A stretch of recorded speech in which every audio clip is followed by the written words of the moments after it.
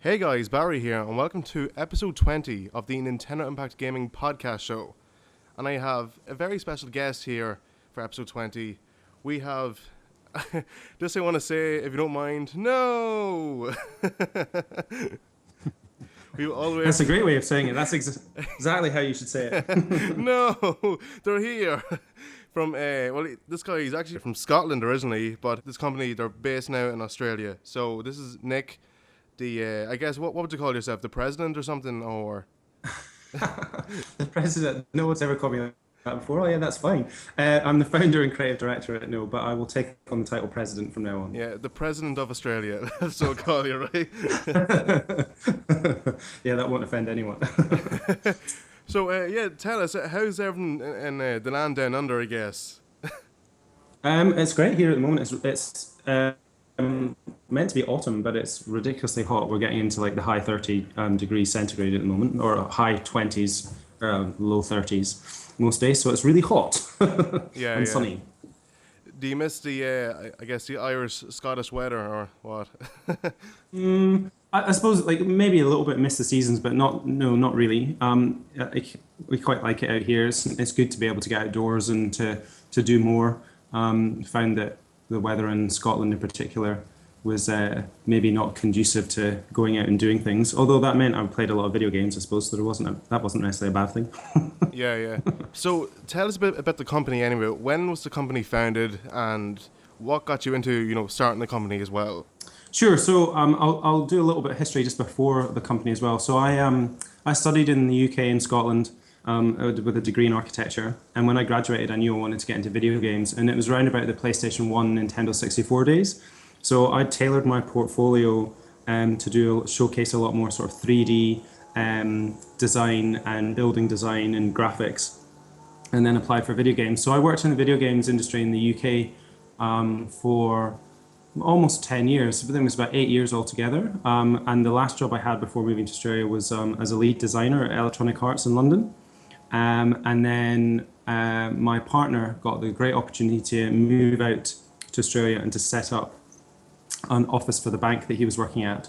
So we made the decision to both move out here, and I left EA, and took the chance to form Nnooo as the idea being an independent digital games developer. And at that time, it was roughly, it was 2006 when we moved here, and that was pretty much Xbox 360 had come out, and there'd been a few Xbox Live Arcade titles, but not many. I bought my first PlayStation 3, the Japanese one, on the way out to Australia, so it must have just launched in Japan, and I bought an American Wii at the same time. And so WiiWare and PlayStation Network wasn't really that big a thing at that point. So we formed the company wanting, or hoping that space, that each of these platforms would get digital storefronts and we'd be able to start making games for them. And so our first game that we released was a launch title for WiiWare in 2008. It's a game called Pop, and that kind of kickstarted us on to being able to do lots of different types of software. So we've done things that will range from like a really cool Pokemon-style augmented reality RPG on Nintendo DSi, through to software applications, which have been really popular, notebooks and diaries and postcard making applications, again for Nintendo DSi. And then laterally, we had quite a lot of critical acclaim with our game Escape Vector. So we brought that to Vita and 3DS. And then we've been branching out into doing publishing as well as developing our own game. So we've just announced another 8 titles as part of our publishing lineup. The first of which of our published titles, I think we launched 2014, was CubeMen 2 on Wii U, which we're really proud of. Wow, that is quite a history. Congratulations. We are here to discuss Blast and Bunnies, which is out today, I guess, on PlayStation in America, if I'm correct. So, tell us the launch dates. Yeah. So it comes out on US time on Tuesday. So I think that's maybe still a few hours away. And then it comes out on the Wednesday store update in Europe on PlayStation, both Vita and PS4. And then Thursday on Nintendo 3DS, and then Friday on Xbox One. Brilliant. I'm really looking forward to this.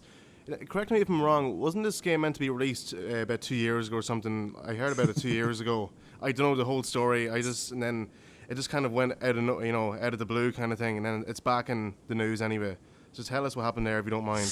Yeah, so when we transitioned from 3DS and Vita onto Blast and Bunnies, the original aim was just to bring the game out onto Vita and 3DS, and that's kind of when we announced the game. And then as we progressed, we got access to development hardware for PS4, and then much later in development, we got access for Xbox One. And we made the decision that the best thing to do would be to try and release the game on all platforms at the same time to generate the most marketing and hopefully get everyone on all those different machines excited. And a part of this is like growing up in the UK and buying like lots of Super Nintendo and N64 games. I always used to be really frustrated that really cool games would say come out in America but never come out in the UK. And so our kind of ethos since we started the company is as much as possible to try and bring our software out to as many users across the world on as many at the same time. And that's kind of what delayed development a little bit on the game. It took us longer than we expected to add everything we wanted to on the PlayStation 4, and then adding Xbox One support increased development time a little bit as well. Yeah, I guess like it's better late than never. I think if you want to get everything done, do it at the one time. Like instead of having, put it this way, think of like Ubisoft. They released Watch Dogs after one or two cancellations, delays, and then they released it on PS3, PS4, and Xbox, like and PC, and then they released it for Wii U later on, like months later. And the difference there is basically the gamepad uses is used as a map, and that's it really. And the frame rate is like there's a massive difference compared to PS4 and PC, like. So that's really but it's great what I think you're doing, releasing it all at once, So congrats anyway. Thank you. Yeah. I mean, it's really important for our fans, and I think that you'll probably someone like Ubisoft with Watch Dogs would probably notice that most of their sales would have come around the initial launch on PC, PS4, and Xbox One, as you say, and then the Wii U one probably wouldn't have necessarily been as spectacular, just because by that stage, the game's not perceived as being necessarily new and as fresh. And that's one of the things we wanted to make sure we tried to avoid, was making sure we tackled as many platforms at the same time as we could.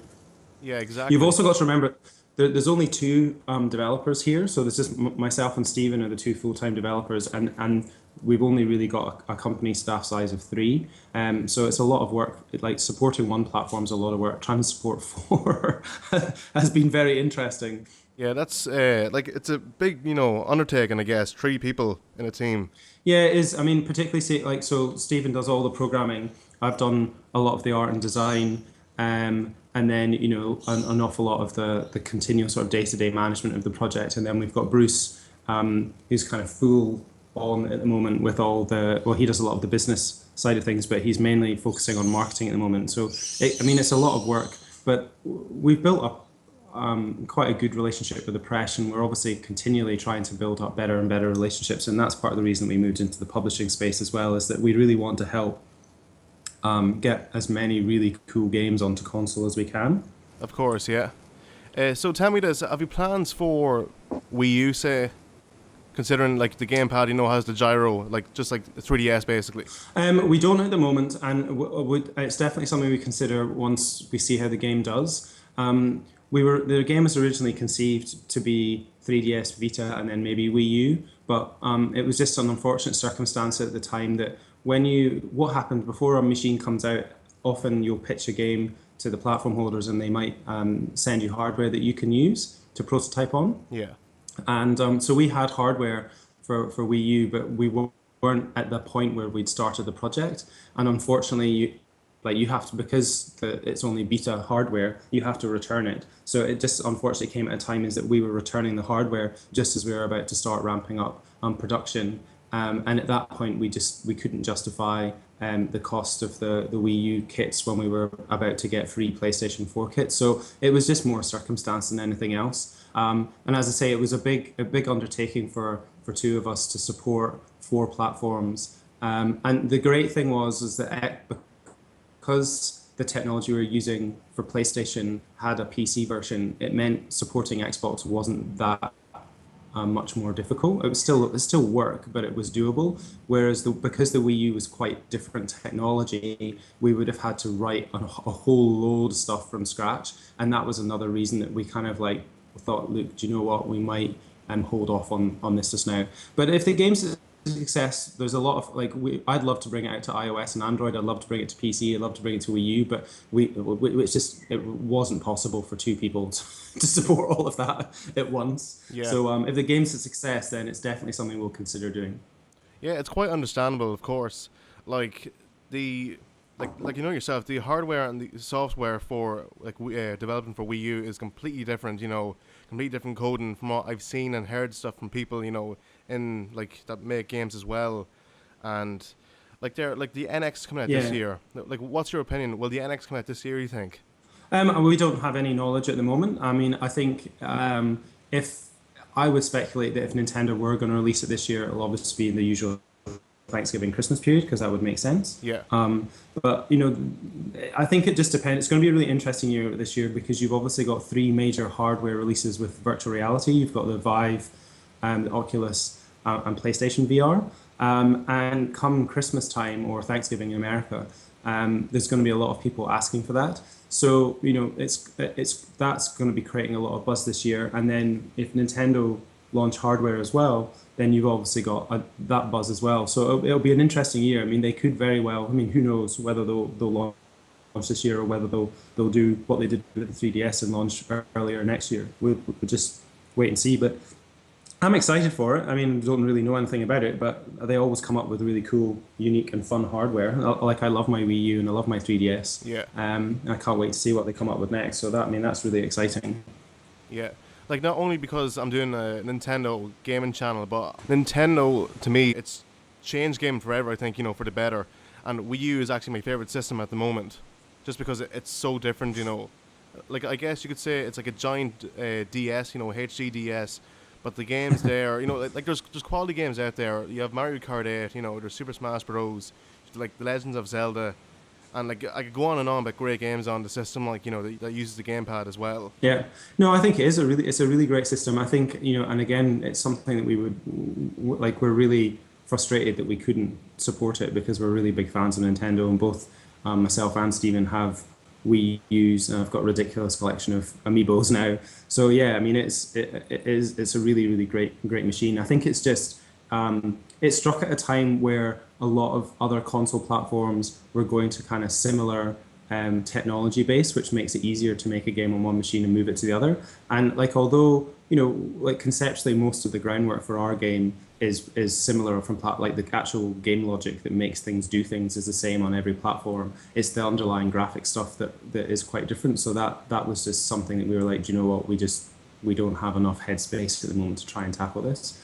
But no, I love it as a machine. I just bought Twilight Princess the other day. I've been started playing that, and Me too, yeah. I was at the big. It's quite funny because when I first played it, I remember everyone saying that they hated the start, and I never really had any problems with it. And then today, or yesterday, whenever I was playing it, I did find the starts quite slow. But once you get into the first dungeon, I actually really like how dark it is and kind of. You know, tonally it's quite different for a Zelda game. I also like the way that the world almost bleeds through into the dungeons quite well. Like, you just end up in the first dungeon, you're like, oh, okay, that didn't even, you know, it just kind of happened, which was really nice. Yeah.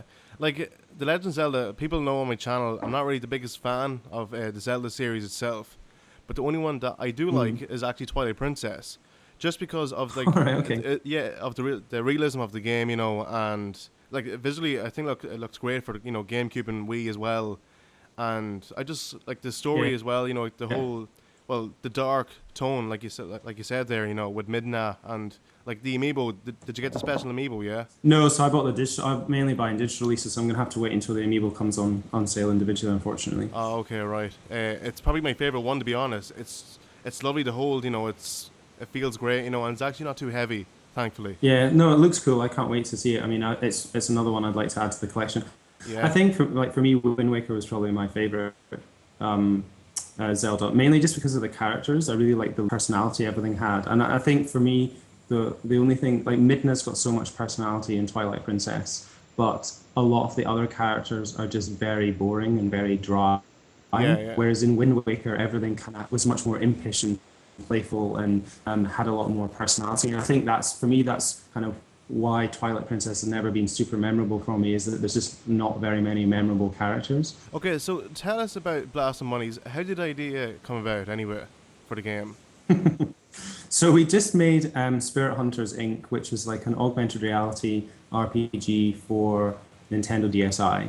And we had loads and loads of like great feedback about the characters and the art style and everything. But one of the things we noticed was that it was being an augmented reality game, it's really difficult to convey like you in the real world doing things overlaid into the real world via the hardware. It was just because we don't have like insane marketing budgets, it was really difficult for us to convey that. So, and we'd also just come off Escape Vector, which was a really, really well regarded and critically acclaimed game, but was quite abstract. So both of those games we felt were maybe something that were a little bit difficult to market, but were really great concepts and we'd executed them really well. And so that was playing around my mind, is like, how do we try and make a game that people can look at and understand and get, and that we can maybe market a little bit easier so that people can latch on to the concept and the characters really easily, but also something that has kind of depth and fun, and that Nintendo feeling as well. That's one of the things that we really go after in a lot of our games.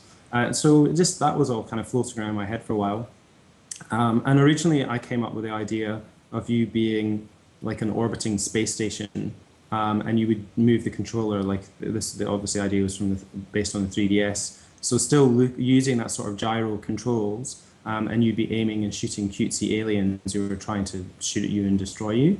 And I really liked the idea, but I just kind of thought that like space is maybe a little bit niche. It doesn't necessarily appeal to everyone. And again, it could arguably be sort of a little bit abstract. It appealed to me. So I think it would appeal to quite a few people. It was just one of those things that I was like, I'm not sure how big a demographic it would be. And so it just played around in my mind quite a lot. And then the idea of like bunnies came up, and I thought, do you know what, we can do probably more with bunnies than we can necessarily with spaceships, because the spaceships will just always have to come from different sides and fly at you.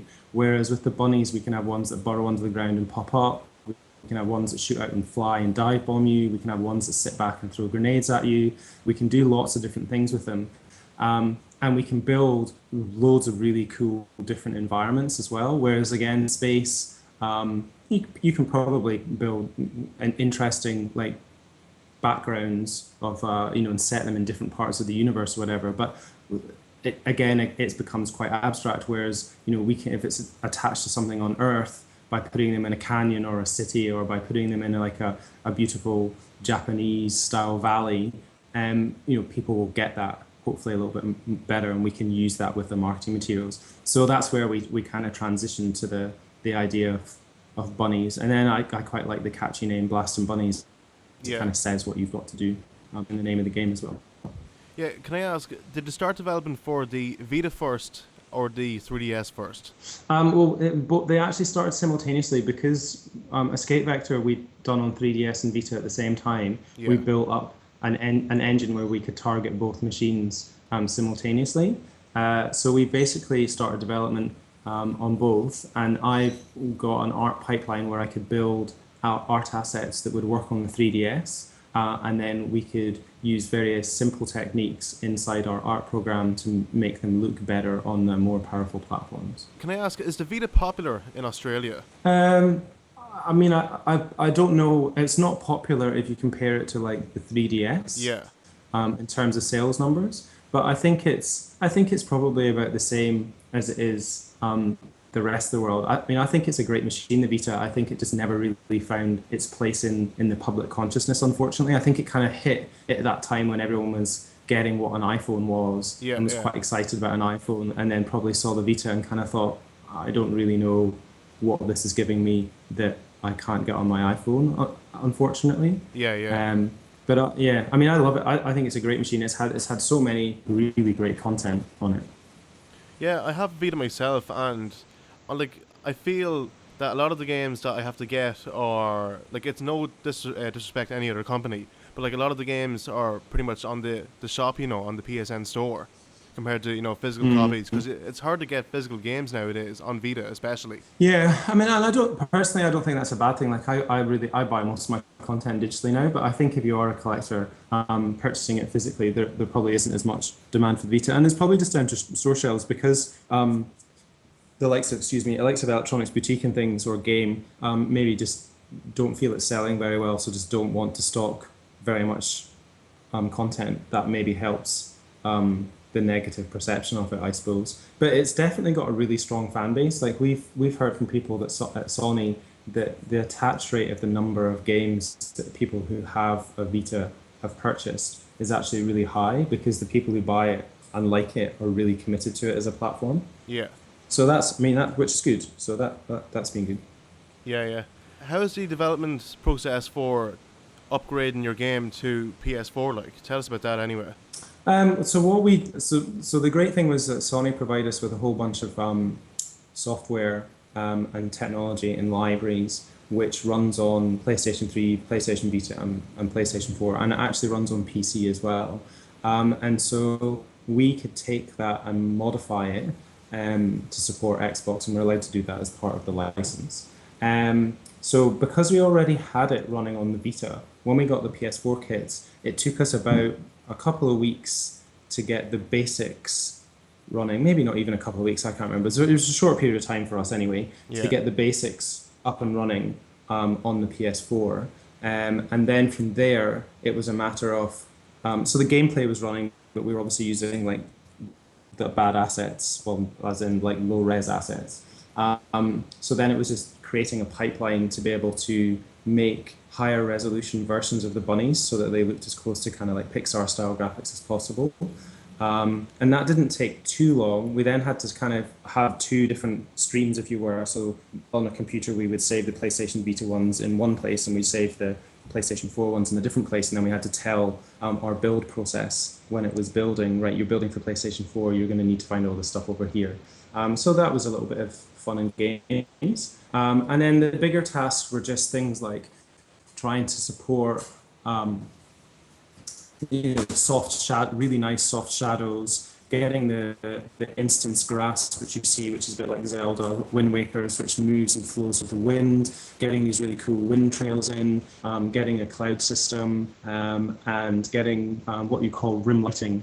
So the characters kind of look like they're a little bit backlit, and they've got a nice little sort of sheen or highlight to them, so they stand out a little bit more. Yeah. So tell us about your VR experience with this game anyway that I've seen online. Looks pretty cool, I must say. Thank you. Yeah, well, we've as part of our publishing side of things, we've been speaking to a couple of people who are developing VR games, and we've been speaking to Sony. So we were fortunate enough to get hold of some PlayStation VR kits a little bit earlier than the public, which was nice. So once we got to the end of Blast and Bunnies, and so what you have to do once you finish the game is you generally submit it to the platform holders for them to take, like, basically they put it through a barrage of tests, certification tests. So while the game was going through that, we thought that would be a good time to have a look at the VR side of things. So it's been fun. I mean, we have to do a bit of optimization because you're now effectively rendering to two different screens rather than just one telly, if you like. You know, there's inside the VR is one big screen, but because it's two cameras, it's kind of thinks of it as two screens, if that makes sense. Yeah. So that's taking that, just all that sort of stuff. So we've got it running. Whether or not we'll release it is a different matter because we have to make assessment on whether the gameplay is good enough, whether we can get the frame rate to a rate that's acceptable because there's certain minimum standards we've got to meet, and then just various other certification issues that we'll have to look at. But it's a really cool bit of kit. We were lucky enough after PAX Australia, one of the expos in Australia, to get invited around to Sony Computer Entertainment Australia's offices, where they showed us a whole bunch of the behind-the-scenes demos that they've got at the moment. And it's some really cool experiences that they're showing off. Particularly a couple, I think they've shown them publicly as well. A couple of the getaway ones look really nice, really fun. Yeah, will you ask Sony to invite me over and pay for my flight so I can record everything for you? That'd be a great experience. Yeah, I don't think that'll happen. You might maybe go down to Great Marble Street in London. That'd be a little bit closer for you. Well, get me there. That's all good. Okay, so can I ask, what's your opinion on Amiibo anyway? Do you like the use of the in games? Do you think it's any good? What do you not like about it? I think so. I'm a big collector of. I haven't really bought the Skylanders ones, but I'm a big collector of the Disney Infinity and the Amiibos. I've got quite a large collection of both. I really like the whole physical toy aspect. I know a lot of people don't. I think it's really cool. I think that for me, we're in a really good starting position, but I think we need to find a really good, unique selling point about them at the moment. So, like on Disney Infinity, the characters themselves don't really have much use in the game other than just acting as a little save file, really. Yeah. And leveling up. Now, I love the whole concept of putting them on the pad and leveling them up and having all these individual characters in Disney Infinity, and I think that's great. I think that for me, the content's a bit lacking in the fact that once I played, say, the Star Wars story as Anakin, there's no, or I can't remember the woman's name now. Anyway, once you play as one character, the only way to level up another character is to just play the same content again. There's not different experiences for different characters, which I find a little bit frustrating. On the Amiibo side of things, I think Nintendo have been really clever in the fact that you can use them in such a wide variety of games and they all unlock things, which I think is really cool. I think at the moment for me that it's very kind of tokenized in that, I'll get some extra hearts in Zelda by tapping on this character, or I'll get some arrows by tapping on that character. Yeah. And then, if I use the same figure on Mario Maker, then I'll maybe unlock that character to use with the Mega Mushroom or whatever it's called. Yeah. But I think for me, long term, I think it's a great start. But if these Toys to Life brands are wanting to be around for a while, they're going to have to start to find ways to really make them feel like a valued part of the game. And that's a really tough thing to do because it can put a lot of people off if they feel that not only are they paying $50 for a game, they've now got to buy X, Y, and Z physical toy as well. But I think if they don't have some sort of actual feeling of integrity or continuity or attachment to the game, and you're actually using them for some reason, then I just think they'll become seen as a bit like Guitar Hero and Rock Band was. They were great for Rock Band 1 and 2, but by the time number 3 comes out and you've bought the same songs like 3 or 4 times and you've got like 16 drum kits and 4 guitars, you get a little bit sick of like people will start to feel like they're being exploited. And I don't think they are. I don't think they are at the moment. I think they're doing a great job, but I think that long term they need to find a little bit more depth in the gameplay for using them to really keep me interested in it. I agree, of course. Oh, by the way, that female character is Ashoka from Star Wars. Yeah, that's right, Ashoka. Yeah, I actually have played the her entire. over Anakin. Do you really? Well, I guess she has the 2 lightsabers, hasn't she? So. Yeah, she was cool. She's way cooler than Anakin. Don't let Disney hear you to say that, but I don't know, whatever. I actually have the entire collection of the Disney Infinity Star Wars characters. And oh, nice. So I've got all of Disney Infinity 1 and 2, but I've not got all of 3 yet. I'm still saving up for all of that. Jeez, gotta help you. But that's cool. I was going to say I built a Disney Infinity level where you could just place characters on the base and then it would automatically like generate stuff to level them up. How is that possible? You can set up a room with a spawner that will spawn enemies that when they hit the ground die, and they just generate orbs. So then you place your character in there, and then you just leave it running, and they'll just keep falling and dying, falling and dying, falling and dying, falling and dying, falling and dying, and then you just get more and more and more orbs. And then once that character's done, you move it off and put another one on. Interesting. I would much rather have played the game, but there's not enough to do that isn't just repetitive to level them up. So that was a bit of a shame. Jeez, I'll have to do that after. Well, at the yeah, weekend. You can look it up online. Yeah. It doesn't take too long for each character. I think it's like 10 minutes or something a character. Not too bad, I guess. Have you seen Star Wars The Force Awakens? I have, yeah. What do you think? I loved it. I really liked it. I I thought it know was a lot of absolutely people. fantastic. I loved it myself. I Yeah, seen it twice. First time in 2D and second time in 3D. I just had to see it. yeah. I saw that was the same order. I saw it in 3D the second time as well. It was really good. See, there's if you look at the Kylo Ren statue in the game, there's a space there for like a glow up character. So we could be getting one of him later on, but there's no official statement made Oh, I yet. think someone leaked that, I think, or something. I read something about that. It would make sense. I'm not buying two of each character. That's my limit is one of each character. Well, I actually have the 6 light up characters and the standard characters as well, believe it or not. So Nice. yeah, yeah. More of a fanboy than I am. I don't know why they haven't released Darth Maul in like a light up character as well, considering he is the double sided blade. Maybe it's a bit more. I can't remember how he stands. Maybe it's a bit more difficult to get the wiring through or something. I'm sure they will do. It would make sense for them to all eventually be like that. Yeah, I don't know. The price of Skylanders and Amiibo and like what is it, Lego Dimensions? Do you think it's overpriced or do you think it's at a good price or what? Like what is it in Australia? Like $15, $20, like whatever the currency, Australian dollars. I don't know what way it works. Yeah, there's 17 Australian dollars, I think, for an Amiibo, and I can't remember. I think it's 15 maybe for Disney Infinity, and I don't know about. I don't buy the other ones, so I'm not sure about the other ones. And you often get them in sales and discounts and stuff as well.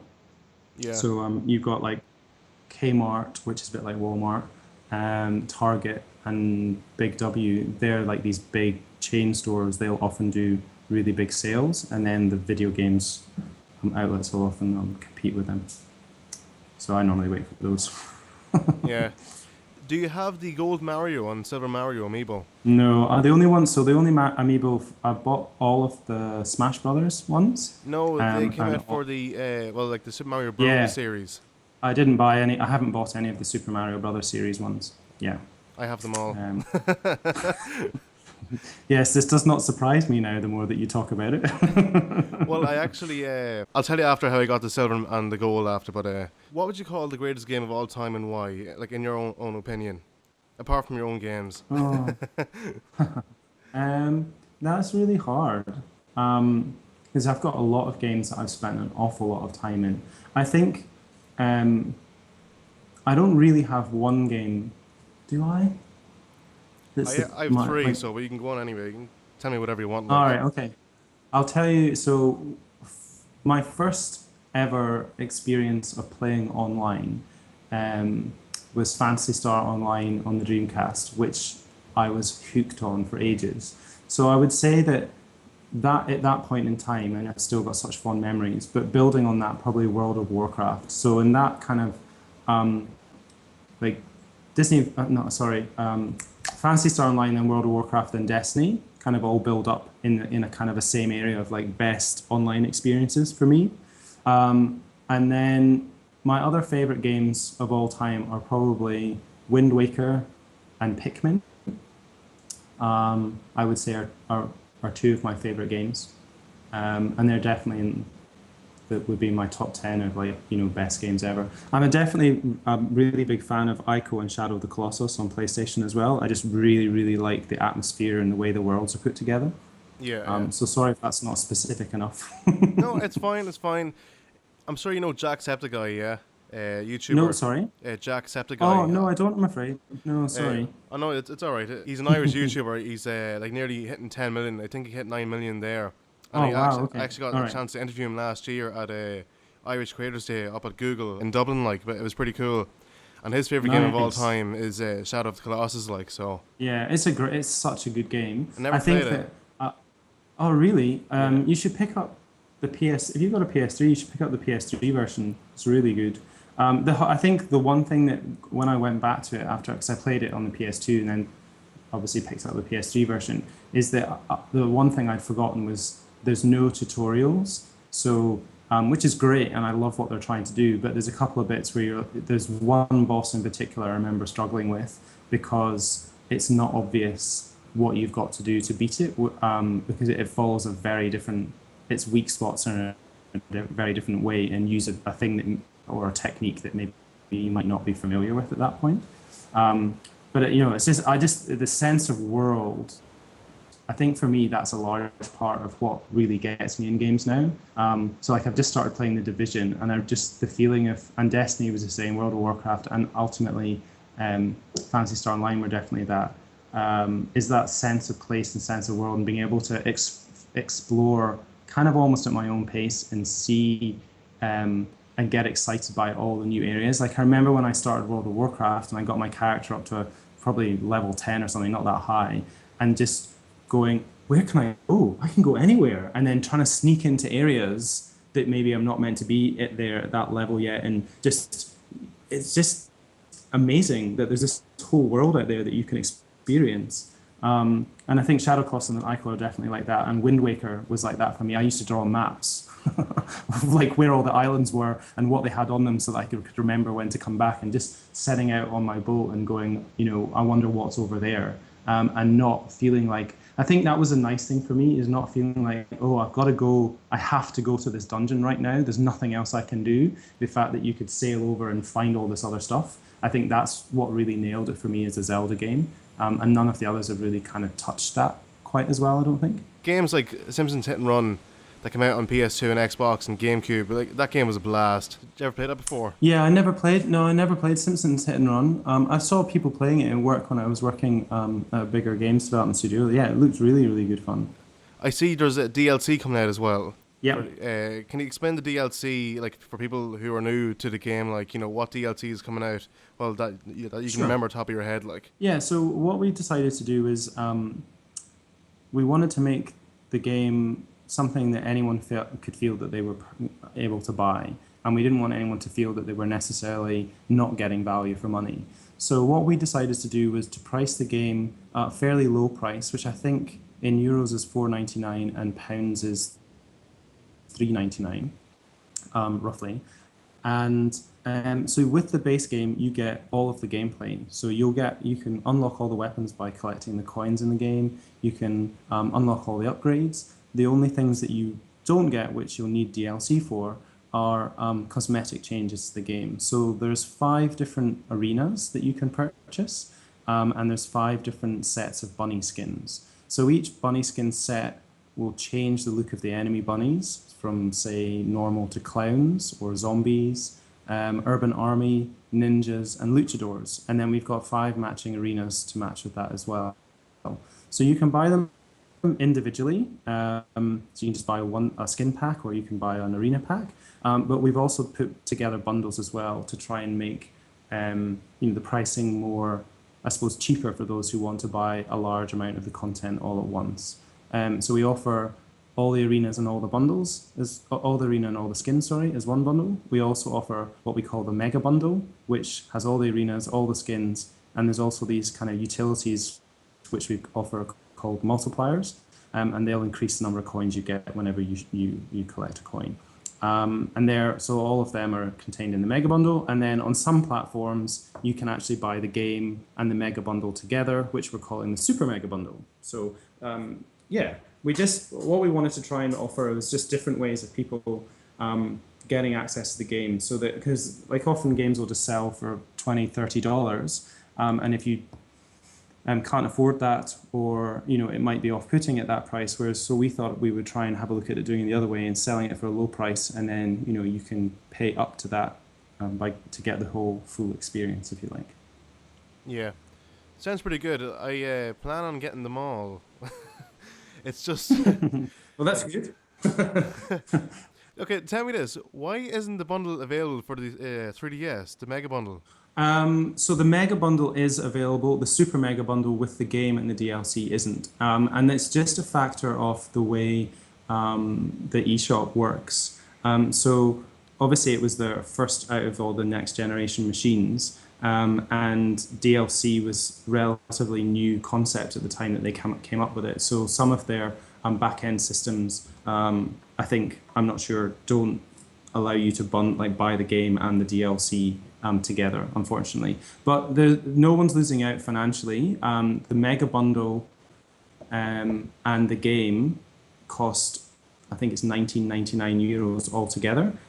So even if you buy the game on 3DS and then buy the mega bundle later, you're not paying any more than someone who's bought the super mega bundle on another platform. We tried to be as fair as we can there. The only thing that we can't cover for is that some platforms convert euros into, say, pounds differently. So like that's kind of out of our hands, Yeah. unfortunately.